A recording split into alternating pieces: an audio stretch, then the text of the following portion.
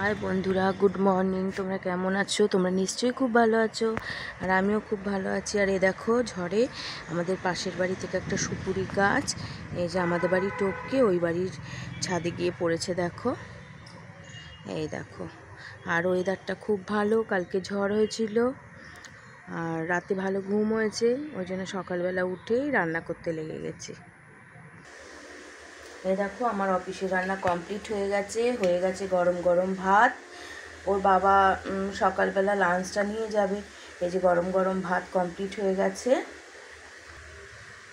আর হয়ে গেছে আলু পটলটা কাঁচা লঙ্কা গোটা গোটা দিয়ে একদম সিম্পল করে রান্না করেছি। একটু আদা দিয়েছি আর একটু জিরা দিয়েছি, আর কোনো কিচ্ছু দিইনি। এইভাবে রান্না করেছি আলু পটলটা।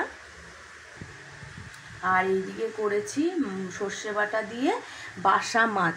আমি এই বাসা মাছ কোনোদিন চিনিও না, জানিও না। এবার বাজারে গেছি, মাছওয়ালা দাদা দেখি প্রচুর মাছ নিয়ে বসেছে, তো আমি জিজ্ঞেস করলাম এটা কি মাছ?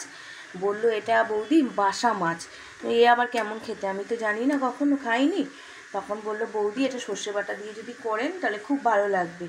তা আমি জিজ্ঞেস করে এসেছি কেমন করে রান্না করতে হয়, সেই মতো করেই রান্না করেছি।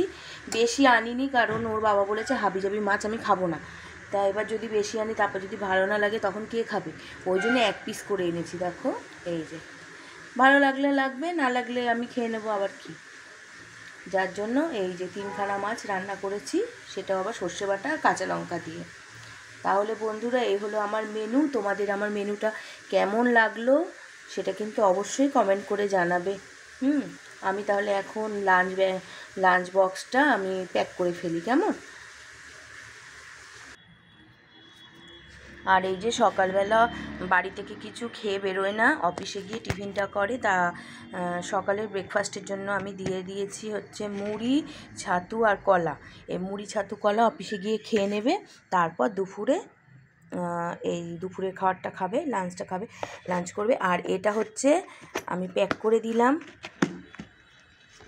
আর দুপুরের লাঞ্চটা আমার প্যাক করা কমপ্লিট। তাহলে এই দুটো আমি এখন ভরে দিলাম। তাহলে বন্ধুরা রাখছি, তোমাদের কেমন লাগলো অবশ্যই জানিও। এখনকার মতো টাটা, বাই।